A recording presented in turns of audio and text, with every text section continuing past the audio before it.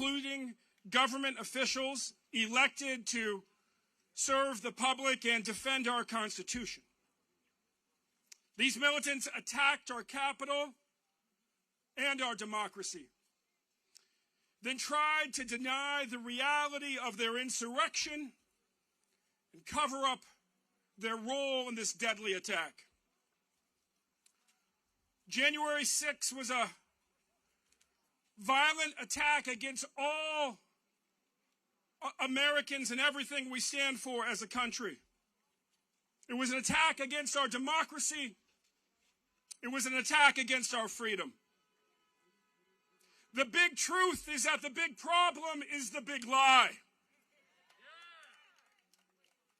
Trump's big lie drove people to participate in this violent attack and has fueled effort in states across this country to pass the biggest wave of voter suppression laws that we have seen since the rise of Jim Crow. Let's be clear. Donald Trump lost the election by an overwhelming vote, more than 7 million votes. The people of America have spoken. And the people who came here to attack the Capitol attacked our nation, our democracy, and everything it stands for. But no matter our color, our ethnic background, our religious background, or our party, most Americans understand the truth and believe that protecting the freedom to vote is essential to protecting our democracy. And we also believe that people who betray our nation, people who endanger the lives of public servants, not only have no business governing in our name, but need to be punished as the criminals they are. We are here today to reflect on the one-year anniversary of this terrible assault, which continues to threaten our democracy. We are also here to lift up a call to action, to support everyone involved in these attacks being held accountable for the crimes they have committed.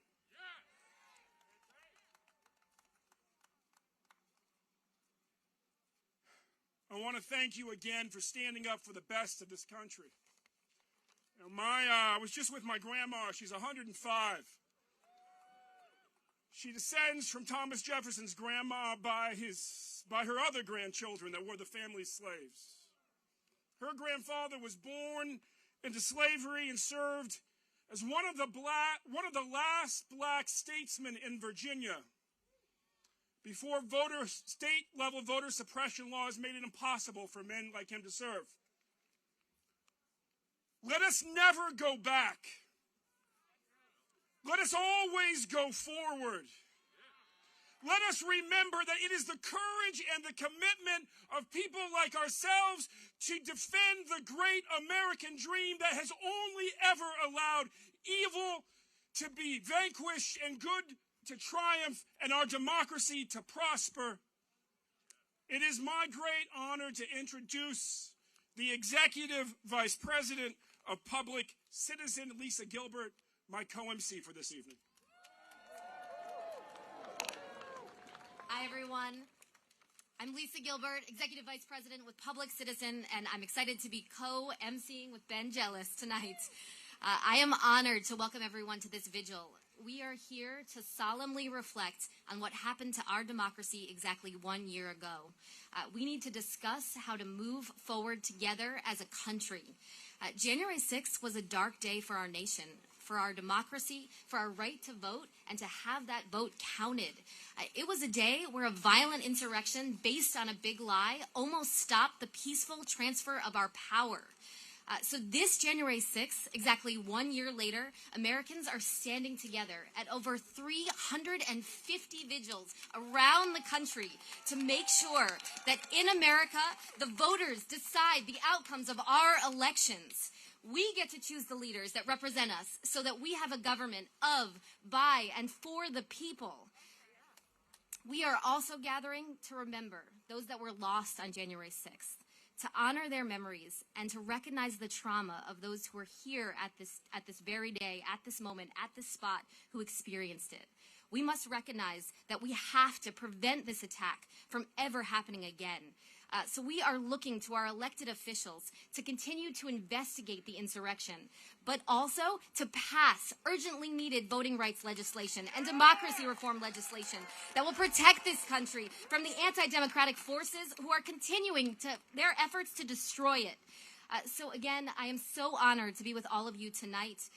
We are going to begin our Vigils program by hearing from those among us who experienced the trauma firsthand in an up-close and personal way. So I am thrilled that we are kicking off our program with Representative Jamie Raskin. Representative Raskin is a true democracy champion. He is the representative of Maryland's 8th District, and he is a member of the 1-6 Select Committee.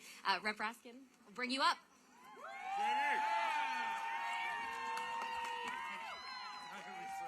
Nice to see you.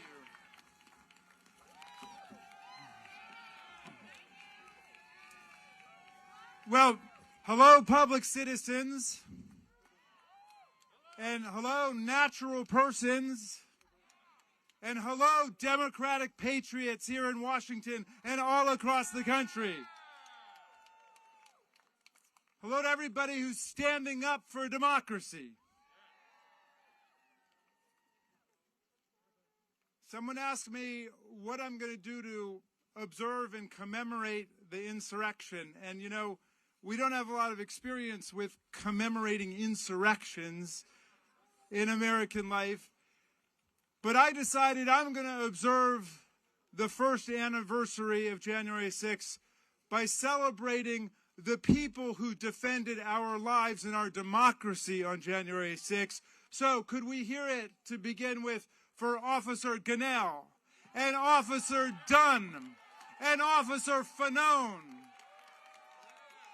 Can we hear it for Officer Hodges, who was stuck in that doorway for 10 or 15 minutes and then went back out to fight the hordes of fascist mobs that were raining down blows on our officers? Can we hear it for the cops who defended our democracy on January 6th? And where are all those phony defenders of law enforcement who only rear their ugly heads when some racist cop beats up an African-American citizen? We don't hear from them about January 6th, do we? We stand with the cops like we stand with the firefighters, like we stand with the teachers, like we stand with all public employees, the servants of the people.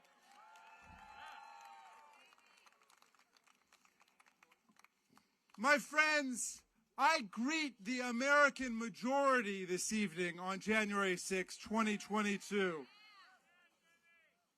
Never forget that Hillary Clinton beat him by 3 million votes and Joe Biden beat him by 7.5 million votes. We're winning our congressional elections by millions and millions of votes. The young people are on our side. The new Americans are on our side. They are a shrinking minority party standing with the most authoritarian, fascistic elements of the whole country. And can we hear it for constitutional patriots like Liz Cheney and Adam Kinzinger, who are standing up for our democracy? If you go back and you look at the history of coups and fascism on earth, progressives and liberals can never defeat fascism on their own. It is always progressives and liberals and the center right that come together to defend democracy. And we're going to do it again here in the United States of America. We are the majority. We are the majority. And I admit that they've got control over a lot of the levers of anti-democratic power in America, like the gerrymandering of our congressional districts, and like the filibuster, and like all of their voter suppression tactics, and like the court packing and right-wing judicial activism. But none of them can beat the power of the organized people of the United States of America. In every state, in every county, and in the Congress. So, we're in the fight of our lives, aren't we? And that's why I'm glad you're out here tonight. And I know there are people fighting for every democracy cause we've got Do we have any people here who are residents of the Washington, D.C. itself here tonight? Well, I want to say, my friends, we have passed in the House of Representatives statehood for Washington, not once but twice. And we know that you are the only residents of a capital city on the planet Earth who are not represented in your own parliament. We are going to get statehood for the people of Washington, D.C. We're going to make that happen. And I want to thank the people of Washington because you have a real political grievance. There's a real injustice here. And you know what? You didn't come and beat the daylights out of our officers, and you didn't storm the Capitol, and you didn't shut down the peaceful transfer of power in America. You're doing it the right way. You're building nonviolent popular power, movements for change, the only thing that's ever worked for real in American history. We are the heirs to the civil rights movement. We are the heirs to the women's movement. We are the heirs to the LGBTQ movement. We are the heirs to the environmental movement, the human rights movement, the peace movement. We are the democracy movement, and we're going to save American democracy.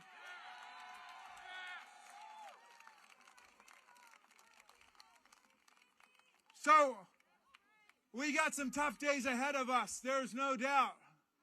But I know that the people here and the people at Vigils across the country are standing up for strong democracy in America. We know what our parents fought for.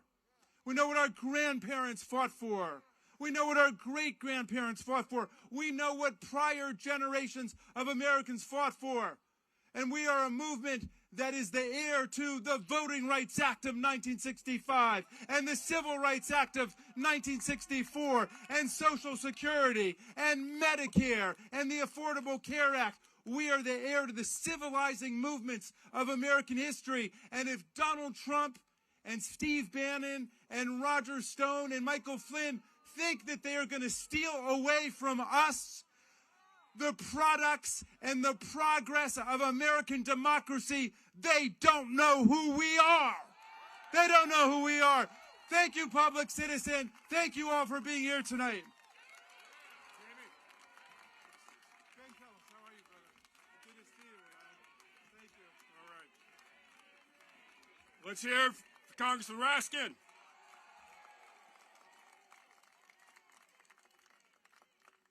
And let's hear it once again for all of the officers who stood up to defend our democracy that day. More than 800 from D.C. responded.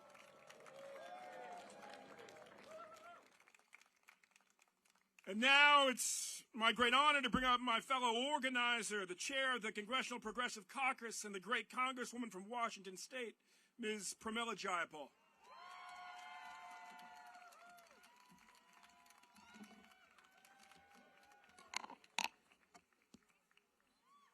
Public citizen, people for the American way, Americans who are not going to take any of this lying down but are going to fight for what we deserve and what is right, our democracy. Hello, and we are just beginning. Is that right?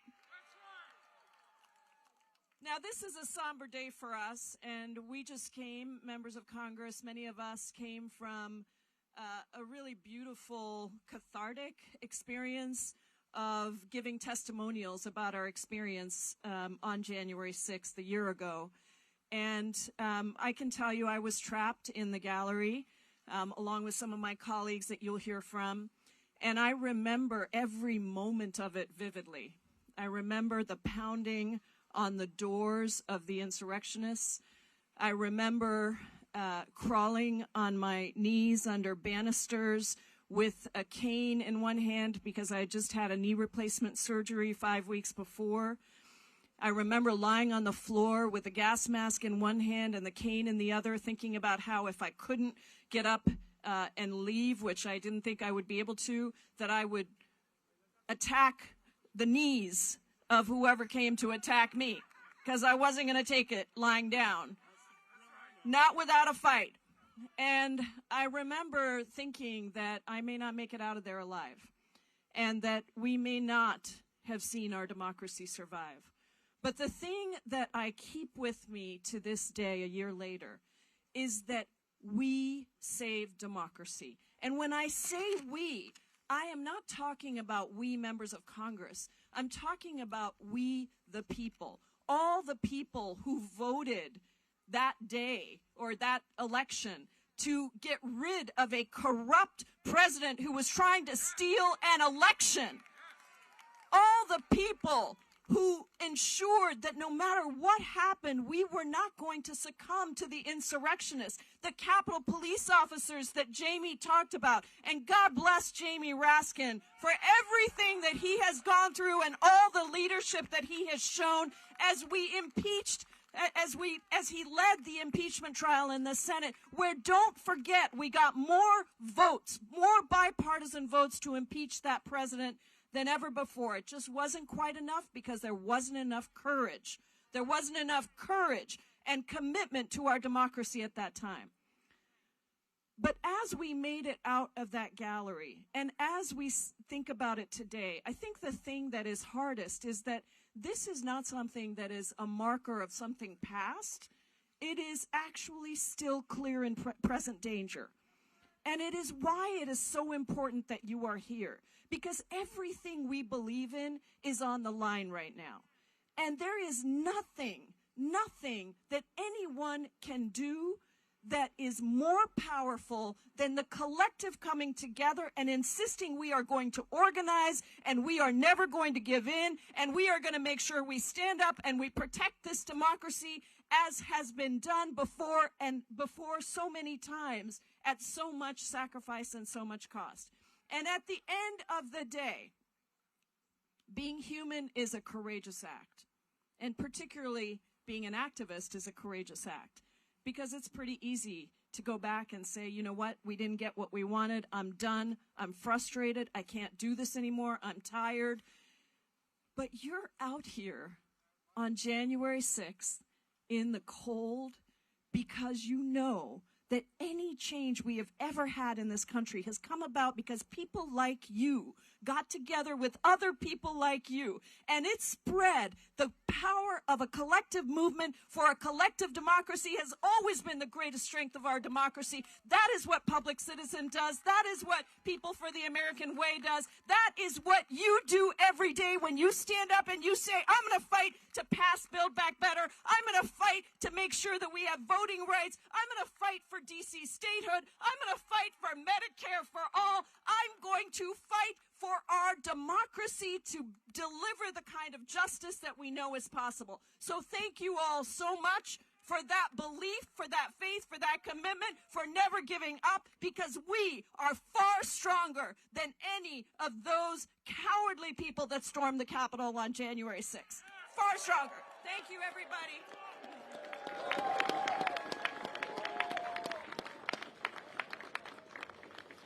Let's hear it from Ms. Jayapal.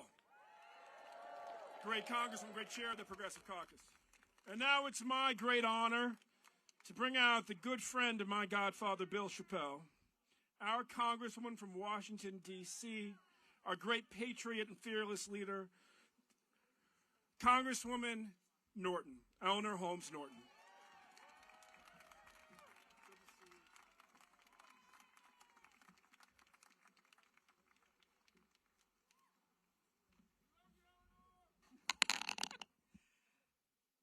Yes, thank you for bringing us out on this cold winter night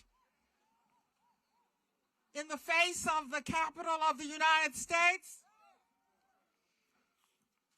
to commemorate January 6th. Thank you for coming to your capital and to my district, the District of Columbia.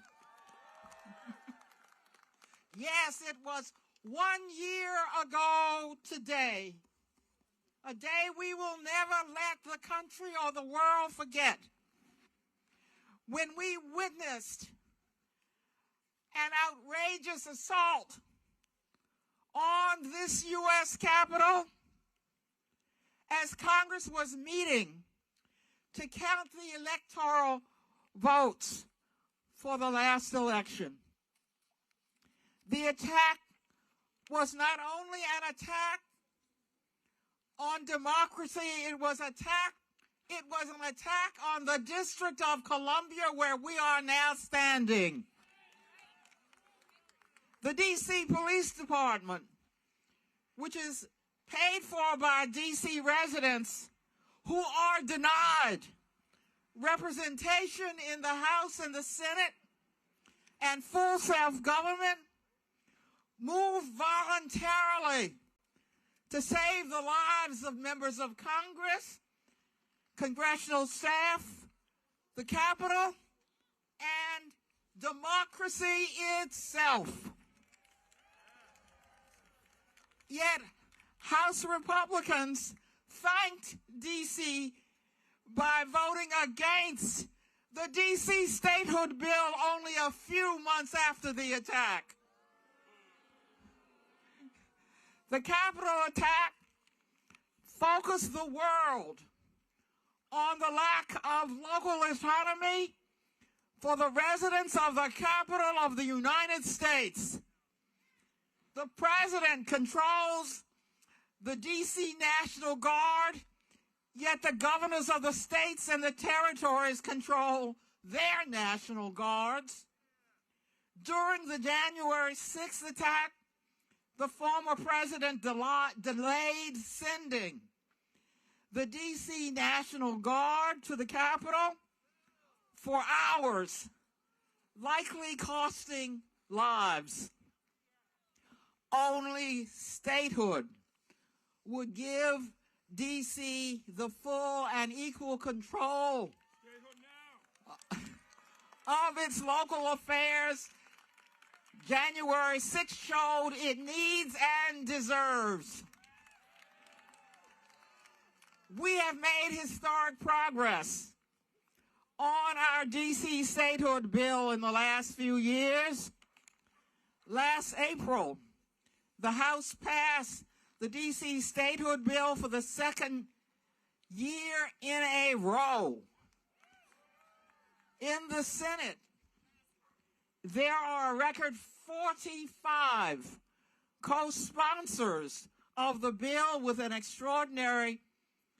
extraordinary Senate sponsor of the bill, Tom Copper of Delaware, making it 46 supporters. And remember, there are only 50 members. And last year, the Senate held the second ever hearing on our D.C. statehood bill. Most important of all, and hear this now, according to a very detailed poll, 54% of the American people now support statehood for the residents of your nation's capital. Remember that number. That's more than a majority of the American people. The monument is clearly on our side. As we press for protection for our democracy on this January 6th commemoration, D.C. statehood is more important and timely than ever.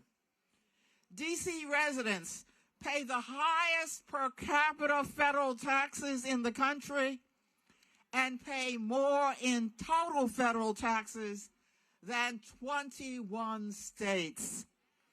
Our residents have served and died in every American war since the Revolution, which was fought over taxation without representation.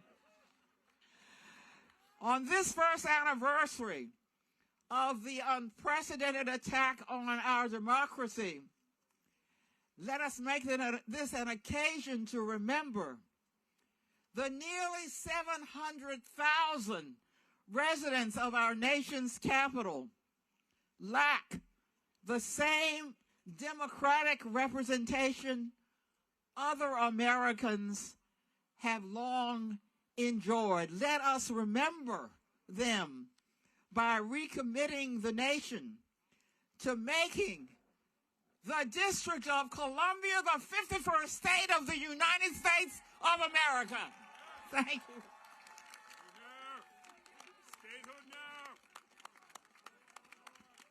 Thanks so much to Representative Norton.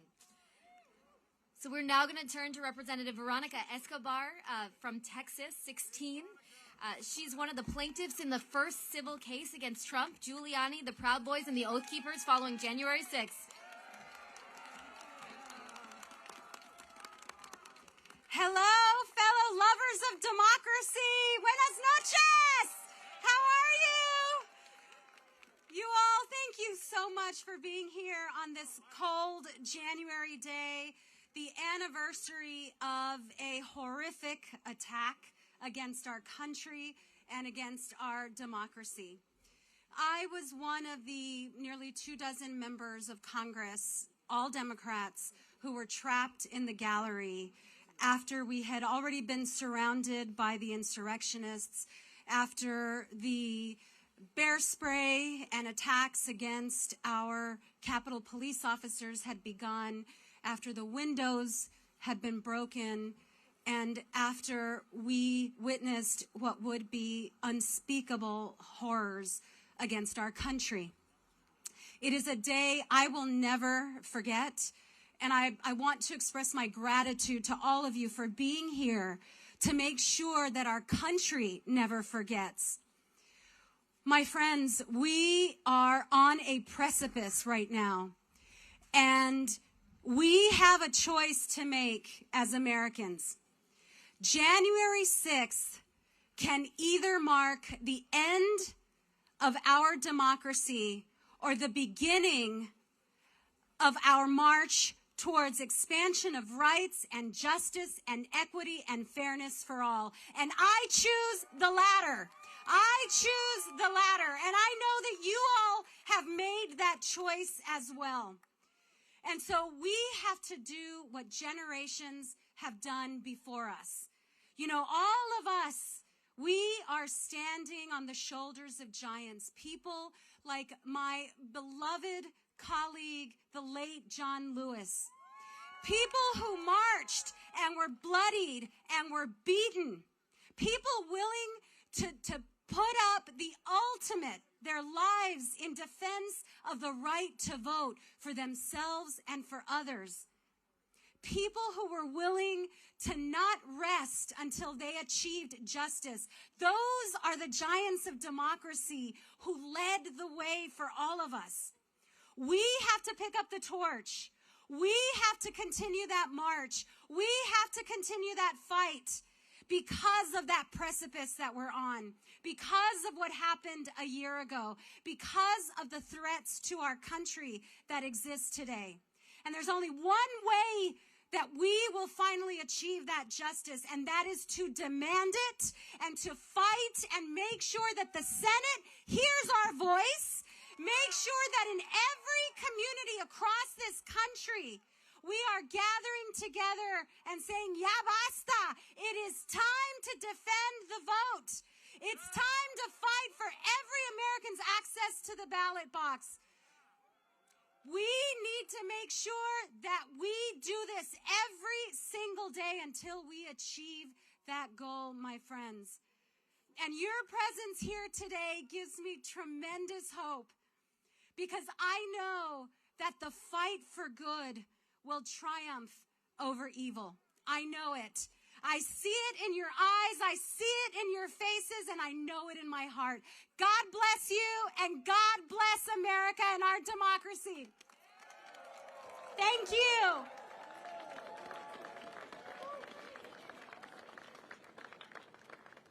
Thanks so much, Representative Escobar, for those really inspiring words. So now I am thrilled to bring up Senator Chris Van Hollen from Maryland, a democracy champion fighting in the trenches with Public Citizen and all of you for years. Come on up. Thank you. Hey, man, thank you. It's great to see all of you. Thank you for being here to fight for our democracy, to secure our democracy. All of us know what is at stake, and we've got to act. We saw what happened just 1 year ago today. It was not an attack by a foreign power like we witnessed at Pearl Harbor. It was not an attack from a foreign terrorist group like we experienced on 9/11. It was an attack from within. and it was orchestrated and instigated by the former President of the United States, Donald Trump. And as a result of his actions, you saw thousands of people moving up that hill toward the citadel of democracy. You saw them take bear spray. You saw them take flagpoles and make them into weapons to beat police officers. You saw them take down an American flag and put up a Trump flag. That is not democracy in the United States of America. I want to thank the Capitol Hill Police. I want to thank the D.C. Metro Police and the National Guard for taking action that day that allowed us to come back and finish the job of certifying the election. They put their lives on the line, and some of them made the ultimate sacrifice to protect our democracy. And we have a duty to make sure we uphold their memory, and we have a duty to the American people. Because all of us know that while the violent mob failed to overturn the results of the election 1 year ago, that the big lie did not end there. In fact, the big lie has metastasized and spread throughout the country. So today, instead of seeing the violent mobs attacking the Capitol, you see that big lie materializing in a different form.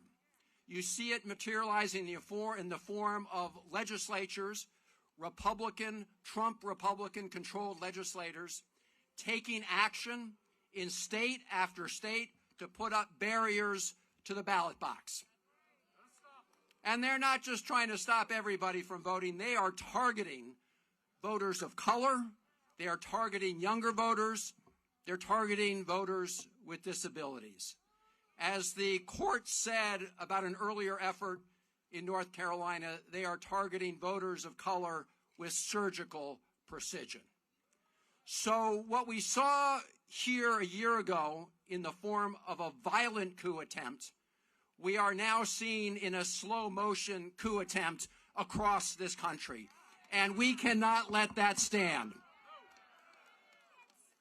And that is why we have to take national action. We have to pass the Freedom to Vote Act.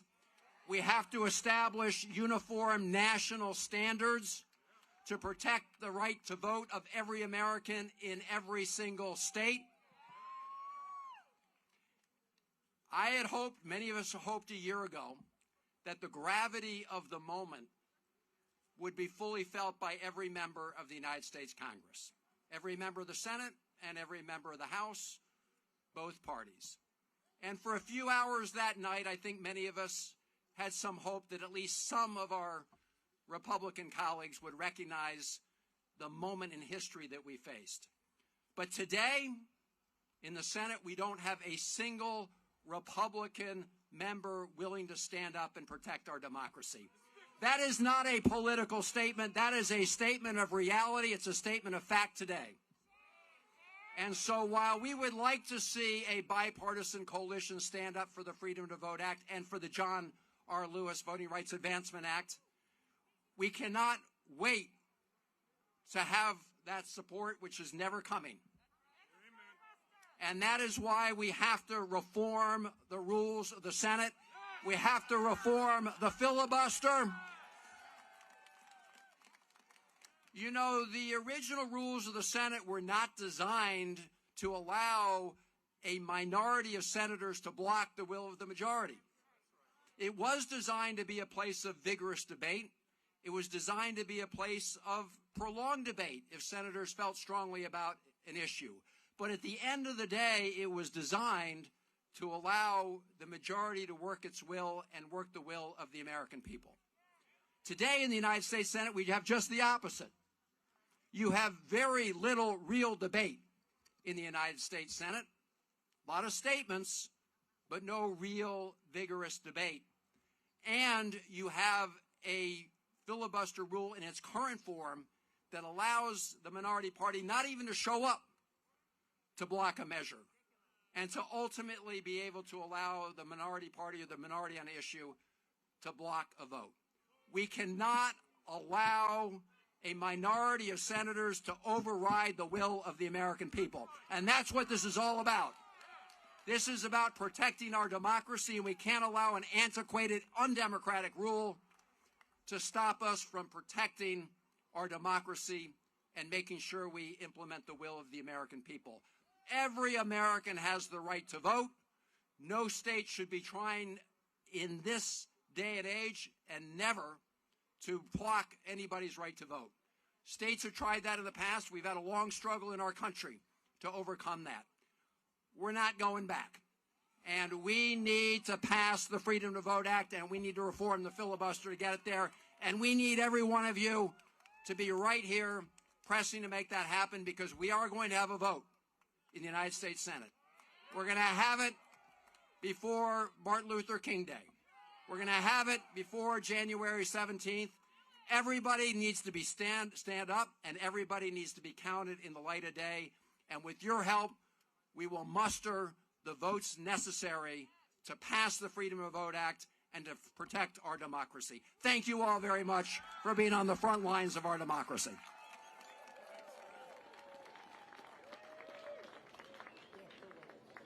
Let's hear it for Senator Chris Van Hollen. And you know, the senator and Jamie Raskin reminded us the courage of the officers who defended the Capitol. But let us not forget that inside the Capitol aren't just police officers and politicians. No, there's janitors. There's staffers, there's secretaries, there's legislative assistants. There's patriots every day who come to work in that Capitol, as I did when I was a young page for Leon Panetta. I would sit on a bench outside the cloakroom, my head balanced on a filled-in bullet hole from when the Capitol had been shot up in the 50s. And they come to work every day knowing that that building's been attacked before, that on 9/11 there was a plan to destroy it, that there were anthrax attacks after that it was shot up in the 1950s, that it was burned down and attacked by British soldiers. I mean, that was the White House, but they know the risk that they take in coming there, and yet they come there every day because they are Americans who believe in our democracy and are honored to serve it.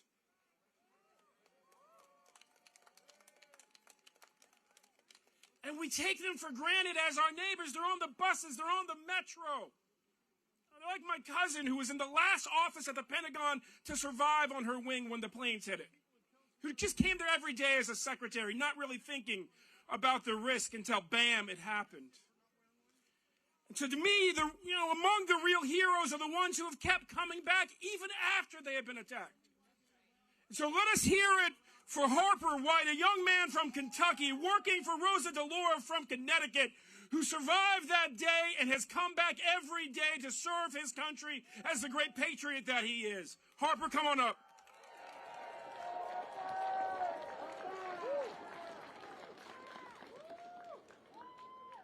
Thank you, Ben, for that warm introduction, and thank you to all that helped organize this vigil. Thank you to the members of Congress who I have the honor of sharing the stage with today, and thank you all for being here. My name is Harper White, and I serve in the office of Congresswoman Rosa DeLauro. And on January 6th, I went to work. My boss and mentor had a new office just steps away from the House floor. She was to watch the joint session of Congress and debate from the gallery while I waited in the office. She planned to stay for just 45 minutes and then return to the office where we would vote, where we would work until all votes were complete. Our plans for the day were about to change in ways in which we never thought imaginable. Shortly after she arrived in the gallery and I arrived in my office, an angry, unhinged mob stormed the Capitol. The Congresswoman and her colleagues were told to get on the ground and grab the gas masks under their chairs while an armed standoff took place outside of the chamber. In these chaotic moments, members were rushed to a secure location away from immediate threat. When the House recessed for the first time around 2:15, I knew something was wrong. I called the Congresswoman to see if she knew what was going on. She did not, but she assured me that we would both be okay. I stepped outside of the office, which is located directly outside of the Speaker's lobby, to see if I could find out any other information. After taking just a few short steps outside, someone rushed towards me, asked if I was staff, and then told me to go back into my office, lock the door, and not come out until Capitol Police said it was okay. For over 3 hours, I barricaded myself in the small office alone. I heard gunshots and the police yell shots fired. I heard insurrectionists tugging on my door. I peeked through the blinds and saw the growing crowd heading for the inaugural platform from outside of my window. I did not know what was going to happen, and I was scared. I was in that office until around 5:30 when I was met at the door by 8 Capitol Police officers and escorted to safety. But even during those lonely and frightening hours, I was also reminded of the community that is Capitol Hill. Many staff members who I had never met made calls to the Capitol Police. My boss told those on the other end of the phone, "We do not leave without Harper." Although I was by myself, I was not alone. I had the support of so many, and I will never forget that. Days after the insurrection, Congressman Jim McGovern of Massachusetts, who was in the Speaker's chair when the Capitol was breached, talked about the reverence he had for the Capitol on the House floor. He described his first internship on Capitol Hill and what it was like to walk the hallowed halls of Congress and to witness the glory of American democracy up close. Many who work in Congress have shared that experience. The thousands of people that visit the Capitol every year no doubt feel that sense of awe. I have never looked or worked at the Capitol without that reverence, without the awe. But now, in addition, we'll never look at the Capitol without the reminders of that day and the reminders of the fragility of our democracy. I will never look at the Capitol without thinking of the wooden storage unit half my size that I tried to hide in, or the sound that the elevator outside of my office made when it slammed repeatedly for hours against a fire extinguisher that the insurrectionists had placed between the doors to prevent access to my floor. But these reminders do not and cannot discourage our work. Instead, they serve to reaffirm the commitment for government to work for people and the most vulnerable, to not let anyone deter us from doing what is right. And in the years since the insurrection, the Capitol continues to stand for potential, the potential for good, and the potential to keep pushing toward a more perfect American democracy. Today, on January 6th, I went to work. You went to work. We went to work. And when the sun rises tomorrow, we will go to work again, undeterred, together, and more committed than ever. Thank you.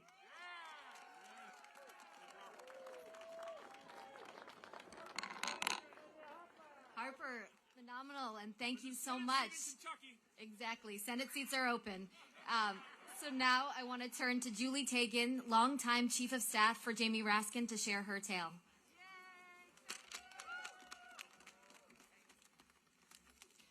Hi there.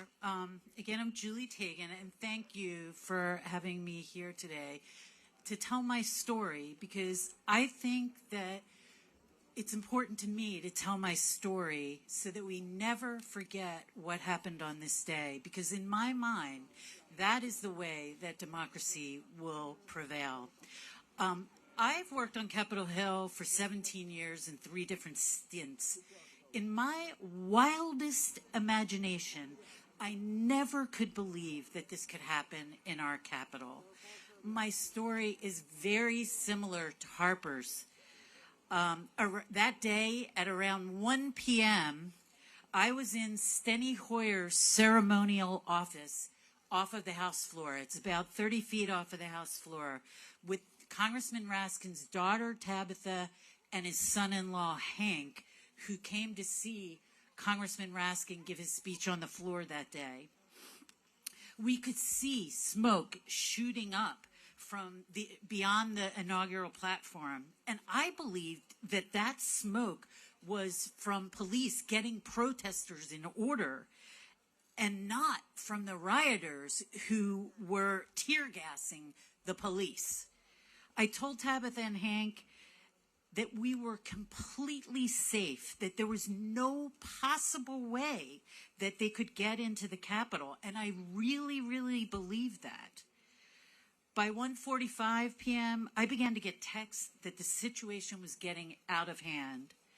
At some point, Tabitha and Hank hid under Steny Hoyer's desk, and I barricaded the door. We were told that the Capitol had been breached and that the rioters were over on the Senate floor, and we just waited.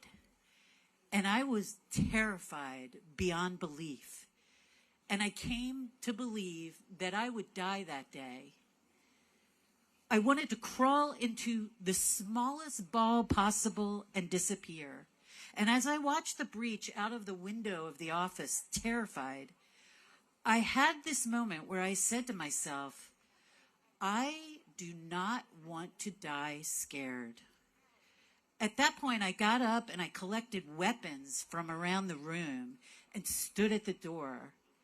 If I can remember one thing from that day, it's the sounds, because the sounds kept getting louder and louder, and the area by the floor of the house is all marble, so it just reverberated. And they were yelling, "We want Trump. Stop the steal. Where's Mike Pence?" It was just overwhelming, the sounds. I stood with my weapon at the door, and they jangled the doorknobs. We could hear loud bangs as they tried to get into the House floor that was 30 feet away. It was just bang, bang, bang. I stood in front of that door, and eventually, and I don't know time, because time meant nothing, we could hear the police outside the door. We were whisked away to safety, and it's a day that I will never forget. I've talked about this a lot, and people ask me, after what you've been through, how do you go on? How do you continue to work here? They also ask, what gives you hope? And I will say that I get hope from my boss, Jamie Raskin. And I get hope from Pramila Jayapal and Veronica Escobar and all of those impeachment managers who worked selflessly to save our democracy. It gives me hope that to come back every day, because members and staff are working every day to save our democracy. I want to acknowledge some people who don't normally get acknowledged for their heroism. We've all thanked the Capitol Police a lot, but I actually want to thank the D.C. Metropolitan Police, because they saved us that day. I sat in my perch and looked out, and I saw hundreds of D.C. Metropolitan Police come into the Capitol, and for a while it made me feel better. It was a relief. I also want to acknowledge the custodial workers who watched in horror and then had to clean up the mess that was our Capitol. They put us in a position where members could go back that night and make their votes.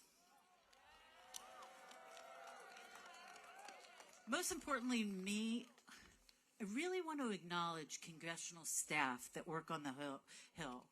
None of us, and some of you have been staffers, and there's so many of us around the country, we do not do this for glory.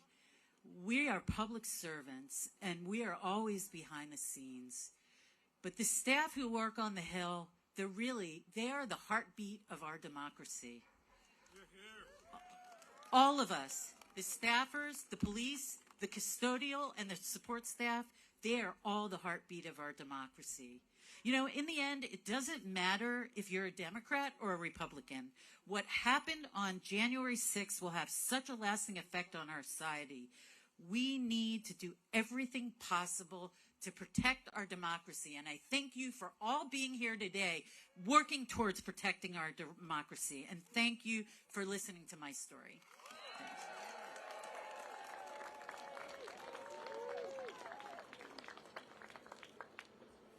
Well, in a moment here, we're going to have a moment of silence. If you have a candle and you haven't lit it, please light it.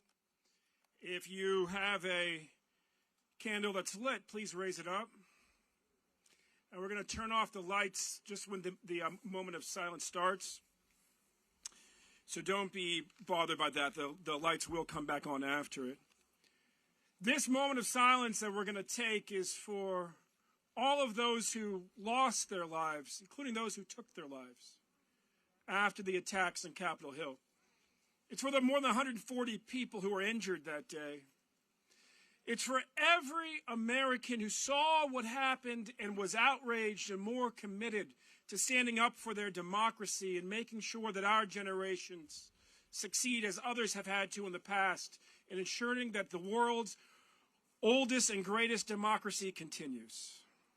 It's my pleasure to ask to join us on stage the Baltimore Inspirational Choir. They will sing during our moment of silence.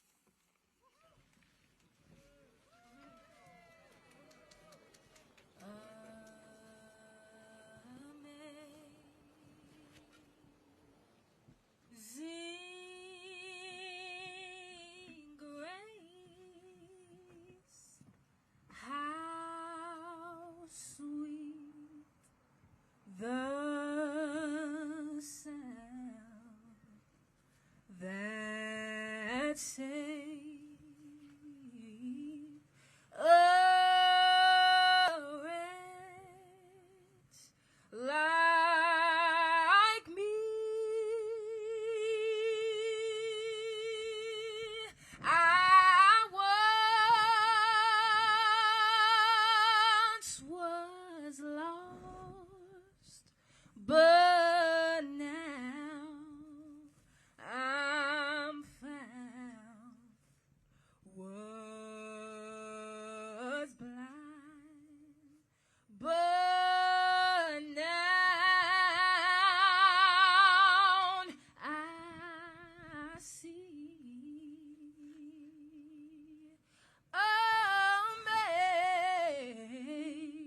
Amazing grace, how sweet the sound that saved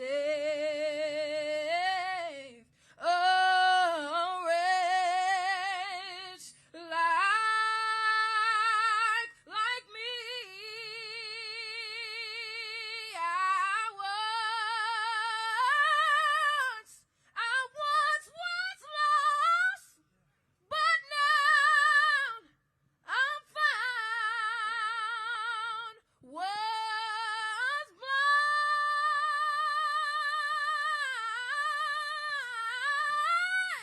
blind, but now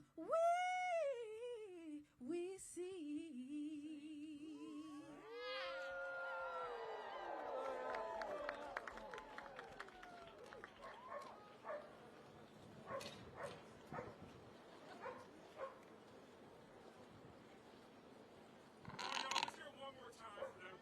Let's hear it for the choir.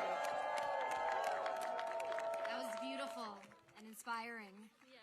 And we now want to pivot our program to take that inspiration and talk about what we need to do to fix our democracy. And we know we need it. It needs to be protected.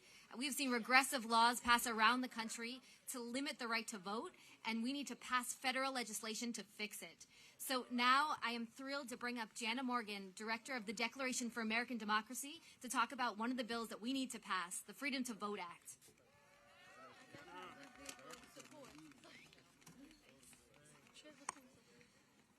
Hello, everyone. My name is Jana Morgan, and I am the director of the Declaration for American Democracy, and we are a coalition of over 240 organizations working together to realize the promise of our democracy by passing critical voting rights legislation. Thanks so much to Ben and Lisa for leading us today, and thanks to all of you for joining us.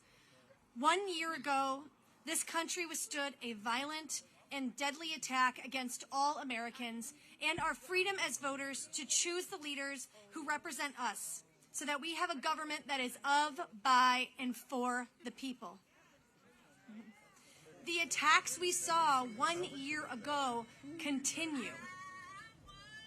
And we stand here today, the same faction of extremists who attacked our country on January 6, 2021, are hard at work attempting to silence our voices by restricting our freedom to vote, attacking fair districts, and quietly preparing future attempts to sabotage our elections.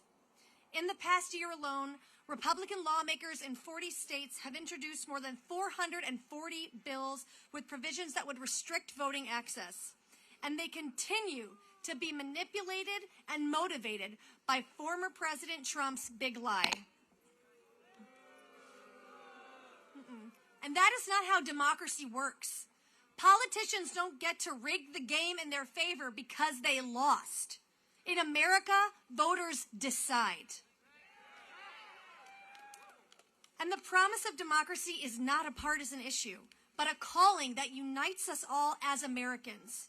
And to prevent this kind of attack from happening again, our elected leaders must act now to pass urgent legislation that will protect this country from anti-democratic forces.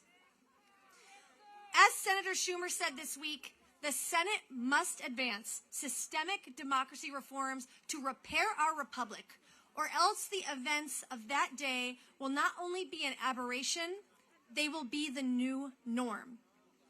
We cannot let that happen. And so we need the Senate and President Biden to join together now and do what it takes to pass the Freedom to Vote Act, which will protect the freedom to vote for all Americans. It will stop partisan gerrymandering. It'll limit the influence of dark money in our elections so that billionaires don't have more of a say than you and I do. And it will prevent partisan politicians from sabotaging future elections. And we must also pass the John Lewis Voting Rights Advancement Act to restore the full power of the Voting Rights Act and D.C. statehood. And by doing so, we can realize the promise of democracy for all of us, so that we all have an equal say in the decisions that shape our lives and our futures. And we can end the attacks that continue to undermine the foundations of free and fair elections. The future of our democracy is on the line. And as we remember the victims of last year's attack, we also vow to never back down in the face of those who attempt to silence the will of the American people. Failure is not an option. Thank you. Thanks, Jana. Thanks, Jana. And to get that done, we need to organize. So I am thrilled to bring up the consummate organizer, my friend and colleague, Executive Director of Move On, Rana Epting. How are we doing? Folks hanging in there? It's cold out here. So I am honored to be here with all of you, and I am humbled and so grateful for every single thing that each of you has done to help protect our democracy and to safeguard it from the threats.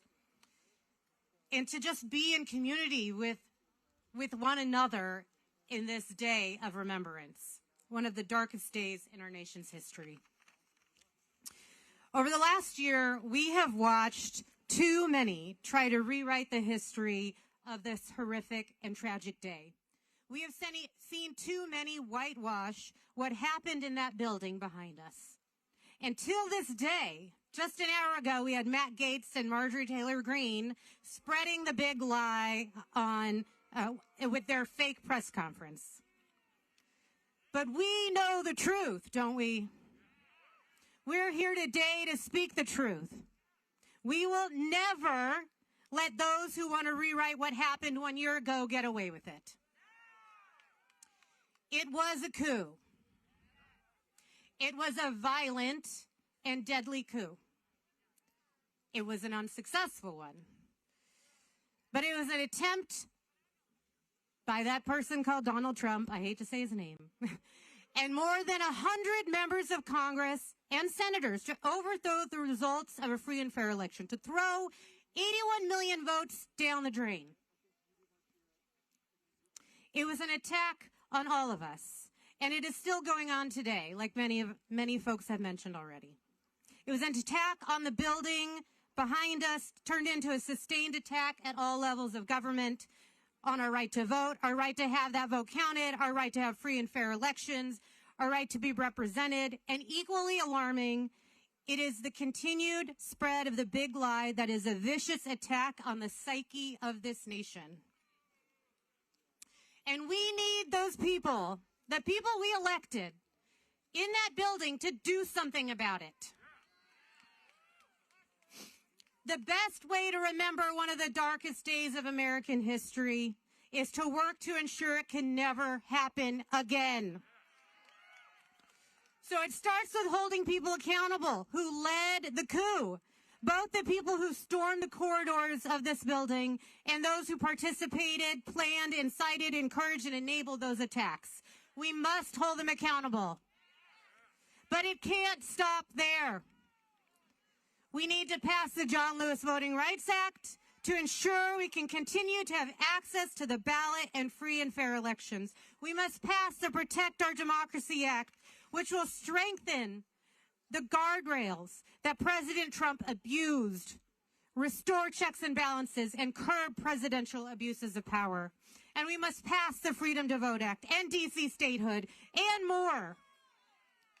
This is not a drill, and all of us here know it. Millions of Move On members out there in this country know it. What happens over the next few weeks matters. It will determine whether we live in a country with free and fair elections, or if we're going to allow one party to systematically destroy the great American experiment. And on this cold night, I'll leave you with this. Do not forget there are more of us than those that tried to take over this building a year ago. Do not forget that 81 million of us showed up to vote in November 2020. We overcame a global pandemic.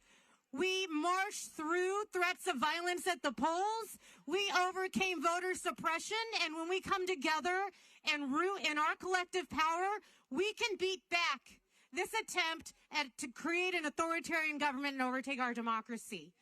Thank you for all you do. God bless all of you. God bless the United States. Thank you.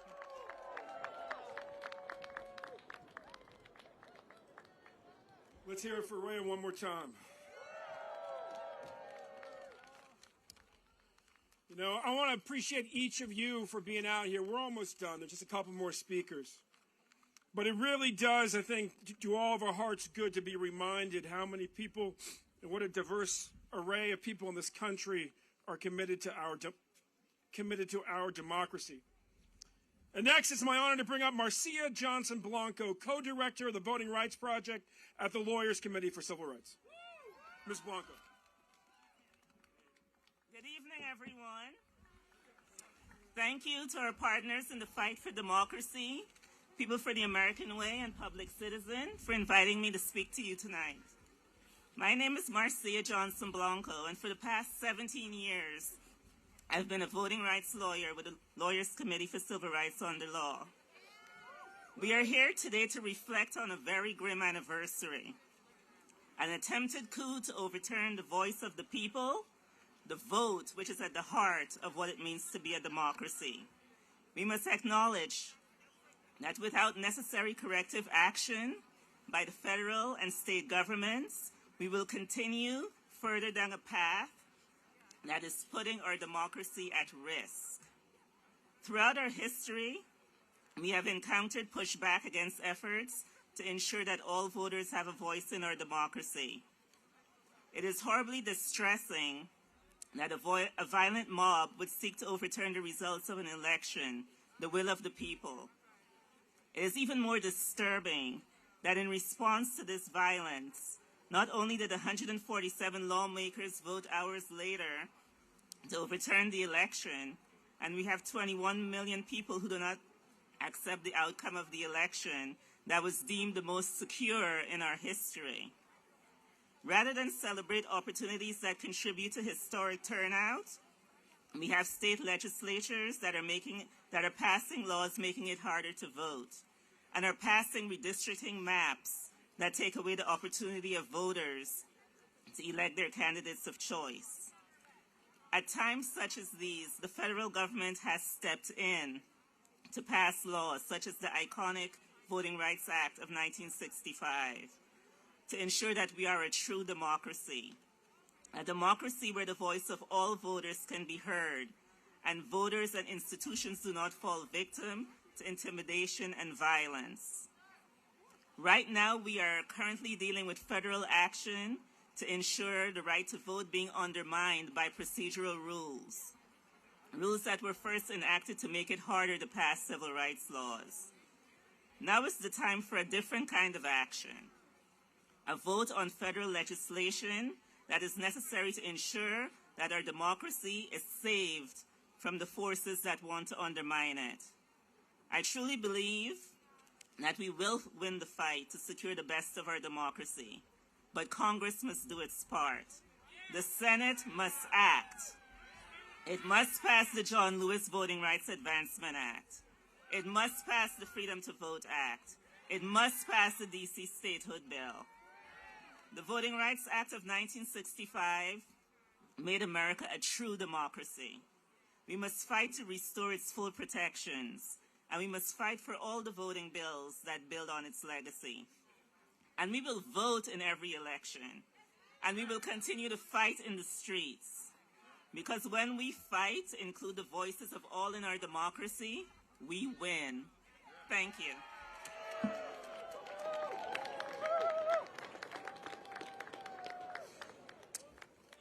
And next, it's my honor to bring up Wanda Mosley, National Field Director of Black Voters Matter.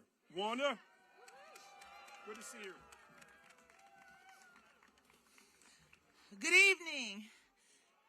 My name is Wanda Mosley. I'm the National Field Director at Black Voters Matter. So glad to be here with you today, although I wish it was a little bit warmer coming from Georgia. But that's okay. Tell the truth. That's okay. We are here. I want to give a shout out to my colleague and my dear friend, Fanika Miller, our Senior State Organizing Manager in Georgia, who traveled here with me today, because we know that we cannot fully or accurately tell the story of January 6th until we tell the story of what happened on January 5th, 2021. Because that is the day that Georgia shocked the world. That is the day that Georgia delivered the much vaunted trifecta of power in Washington, D.C. And understand, we did this in the midst of a pandemic. We risked our lives. We risked our well-being. There were no vaccines. All we had were masks and hand sanitizer, but we did not let that stop us. And I should also remind you that voter suppression isn't new. Do you remember what happened in Georgia in 2018? So we also had those barriers to overcome. We had false messages, lies from the White House telling us that we needed to send our vote by mail ballots in by UPS and FedEx. We lived in a time where mailboxes that had been in neighborhoods in rural Georgia for 30 and 40 years suddenly were gone. We lived in a time where they got real creative with that voter suppression because they knew we were sick and tired of the oppression that we had lived under. We were tired of fighting for a right that is guaranteed us as residents, as citizens of this nation. And so we organized, we strategized, we hit those streets with our masks and our door hangers and our message of hope, our message of power. We leaned into our culture. We fed our people all under the power building message that we send to say, if we speak and the majority will be heard. And so we bought into that. We leaned into that. We delivered the Senate. We delivered the White House.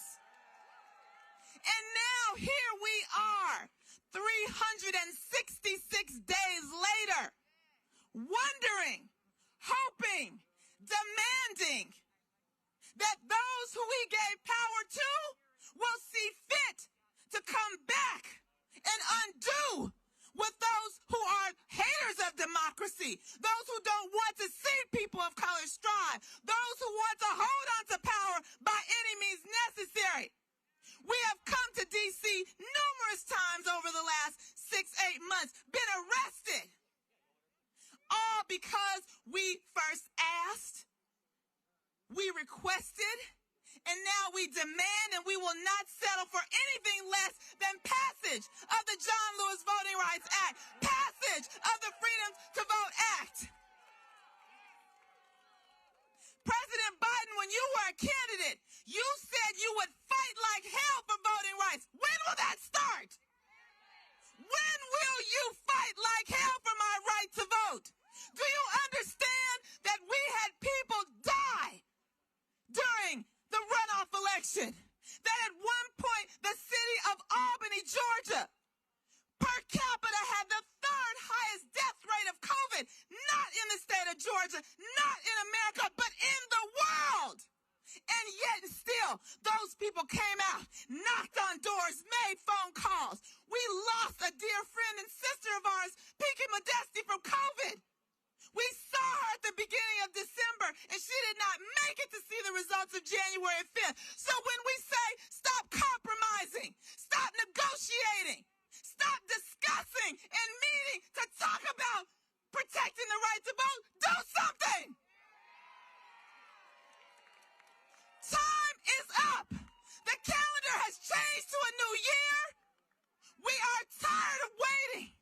We are demanding that you do something now. Senator Schumer, may I remind you, sir, that you carry the title of leader because of black voters in Georgia. So the next time you find yourself in peril and you call on black voters, don't be surprised when we don't answer. Thank you. Let's hear it for Wanda. Those fiery remarks, they warm me up. So I am so proud of us for standing here today in the cold, exactly 1 year from the dark day that was January 6th, and reclaiming the space. Today we talked about how we're going to move forward, how we are going to fix our democracy, and we talked about the solutions that we need and the reforms that we will win. We heard moving personal stories about what happened, real stories for people who experienced 1/6 in this very spot. We heard about the critical legislative solutions that we need to win to succeed to save our democracy. And now, as Wanda just said, we need the Senate to act, and time is up. So I am thrilled to have been here with you. I am honored that we did this together tonight, that we stood in Vigil on January 6th. So thank you all. I appreciate you all, and I want to hand it over to Ben to close us out. Thank you, Lisa. And I'm going to ask everybody in the crowd, just gather together here a bit. So all our brothers and sisters on Facebook and everywhere else, and see everybody who's here. Get your candles out. The choir is going to be coming up. You know, today is my baby girl's 16th birthday. And I'm going to be headed home to see her in a minute. And on the way down here, I was talking to her brother, who's 9 years old. And, you know, our kids are growing up in a time when they're a little bit more scared than we were. You know, they're worried about climate change. They're worried about the state of our democracy. The ones that grow up in the Beltway, well, they're worried about what happened here a year ago. And I took a moment to encourage my son and to remind him that through his veins flow the blood of 7 members of the Massachusetts Regiment of the Continental Army, including a boy who at 15 picked up his powder horn and his musket and reported to the fight at Lexington and conquered. I reminded my son that through his veins run the blood of a boy who was born in Appomattox and into slavery and recounted to the papers decades later, walking across the corpses of soldiers to watch Lee surrender to Grant, and went on to serve as a public servant himself. And I reminded my son of his grandmother he just spent time with, who, when she was but a teenager, hid on the floor of a car in Tennessee to evade Klan patrols to get food to black farmers who had been forced off of their land and were being denied access to food because they asserted their right to vote after the passage of the Voting Rights Act. And so as we go home tonight, let us bring the hope that we heard here today, the hope represented by this crowd of people of every gender, of every faith, of every color, of all the folks gathered on Instagram and on Facebook joining us tonight, of every patriot we know. Let us remember that more than 80% of Americans, that includes some who believe in the big lie, also believe in the principles of the Freedom to Vote Act. Let us remember that Donald Trump lost the national popular vote twice. And God forbid he ever be president again. I predict he'll get there by losing the national popular vote again. And so let us commit ourselves. Let us commit ourselves to ensure that democracy matters in the greatest democracy on earth. Let us ensure that D.C. becomes a state. Let us ensure that the Freedom to Vote Act is passed. Let us ensure that the John Lewis Voting Rights Act is passed. And quite frankly, that both Joes, Joe Manchin and Joe Biden, get the courage that they need to defend this democracy. The courage shown by the officers that day. The courage shown by the janitors that day. The courage shown by Mike Pence that day when he didn't do the bidding of Donald Trump. God bless each of you. Through you flow the spirits of every patriot who has defended this democracy again and again. And I predict our democracy will prevail because of people like us. God bless each of you. Let's hear it for the choir.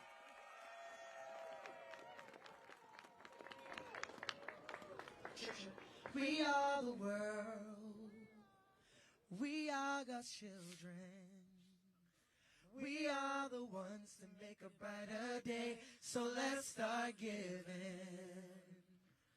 There's a choice we're making. We're saving our own lives. It's true, we make a brighter day, just you and me. Come on, everybody sing it. We are the world. We are God's children.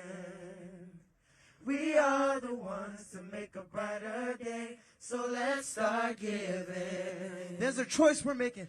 There's a choice we're making. We're saving our own lives. It's true, we make a brighter day, just you and me. Come on, heal the world. Heal the world.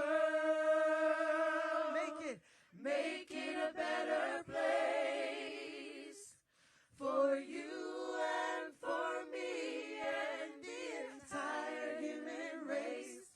There are people dying. If you care enough for the living, make a better place for you and for me. Heal the world. Heal the world. Make it a better place for you and for me and the entire human race. There are people dying. If you cared enough for the living, make a better place for you and for me. Come on, make a better place. Make a better place for you and for me. Come on and lift those phones up and say, make a better place for you and for me. Oh, make a better place for you and for me. God bless you all.